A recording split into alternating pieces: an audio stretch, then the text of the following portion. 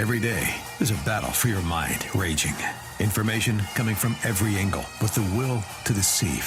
Fear not. You found the place for truth. The voice of a generation that still has the will to believe in the greatest country in the history of the world. This is the Charlie Kirk Show. Buckle up. Here we go. Okay, everybody, radio stations across the country, honored to be with you as always. We're here at the Bitcoin.com mobile studio. You can email us, freedom@charliekirk.com. We are going to start the show today with an argument. We're going to try to make a case. Now, mind you, the argument we're going to make is going to divide a lot of our audience. It will be divided by generational lines and divided by geography, and that's okay. It is necessary sometimes to weigh in on the most controversial issues imaginable. And this is one issue when I go on campus, one of the few issues that the audience tends to not love the perspective that I have. But I'm still unwavering in my opinion on this. And this is all stemming from something, and by the way, President Trump is doing a phenomenal and fabulous job. We remain committed towards continuing the MAGA agenda. But President Donald Trump confirmed during his press conference on Monday that the administration is looking at, no decisions have been made, so it's a perfect time for us to submit our argument for consideration. Looking at reclassifying marijuana. The reclassification would move marijuana out of a Schedule I drug. It would then get moved down to Schedule III, which is for drugs with moderate to low potential for physical and psychological dependence, such as anabolic steroids and testosterone. President Trump said he has not made a final decision, and he is still weighing it. So here is the view that we have on this program. The view that I have in particular is that, of course, marijuana is not good for you. You know, a lot of people will say that, well, marijuana has all these wonderful upsides. You can use it to relax and to go to sleep. We have vastly underestimated. This is the first contention. Even if you are in favor of legalization and in favor of reclassification, you have to agree that there has been a downplaying of the negative parts of widespread and casual and recreational marijuana use.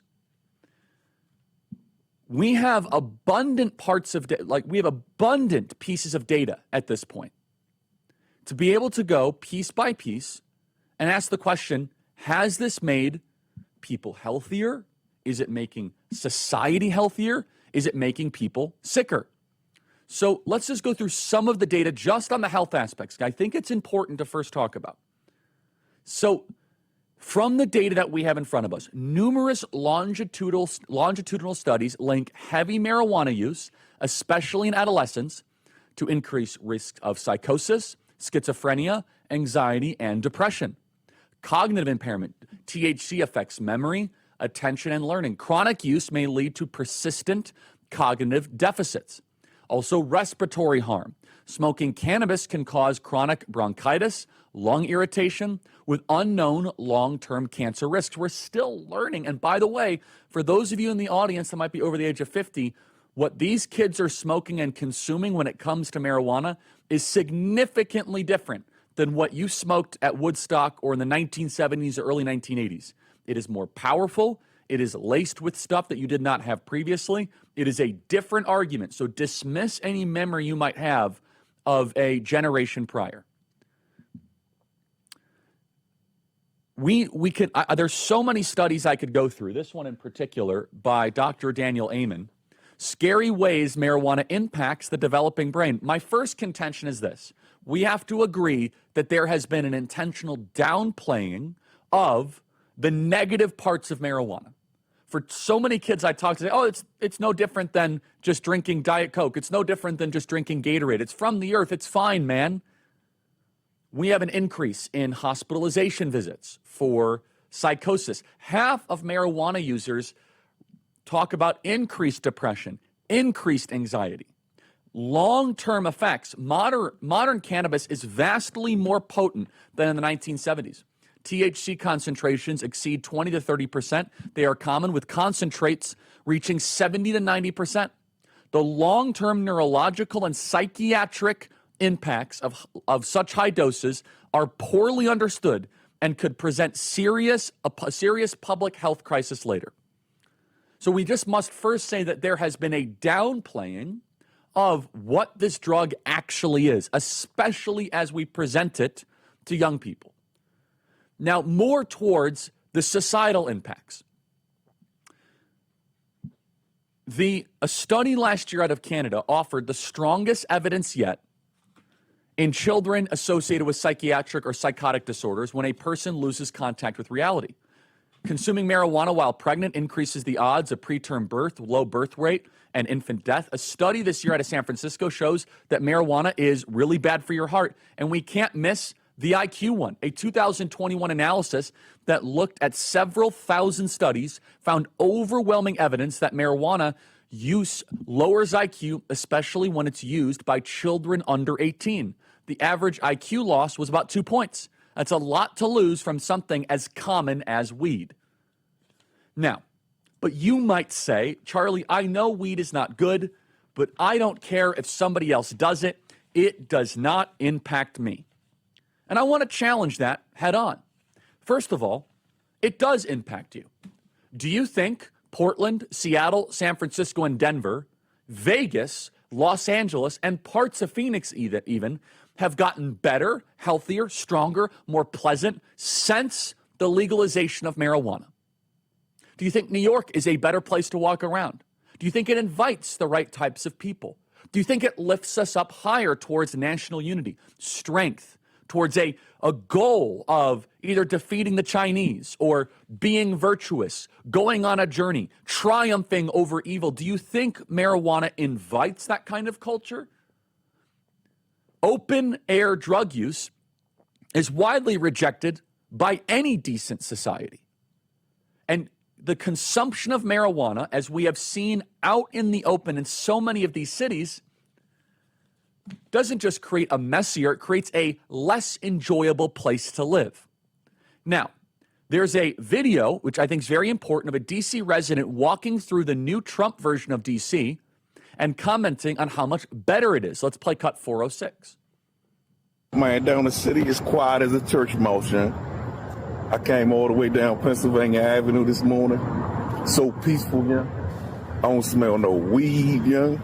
I don't see no homeless people. I mean, I came all the way through the southeast side, all the way down here. You can see now I'm at the White House jump, man. It's quiet, young.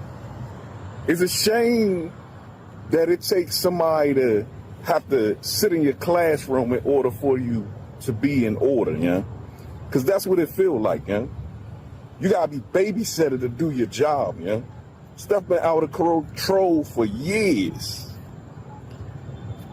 You got to do better, young. You got to do better, young. And mainly, young, you got the problems. It's us, man. It's always us giving everybody a bad name, young. Did you notice the first thing he said? I don't smell no weed no more. He mentions it before homeless people and before feeling safer. The first thing, he doesn't smell weed. So it's interesting. Unlike drinking a beer, and I will address alcohol because people try to make that comparison. If somebody drinks a beer, unless they get in a vehicle or become violent or belligerent, I don't have to smell that unless I get in close contact.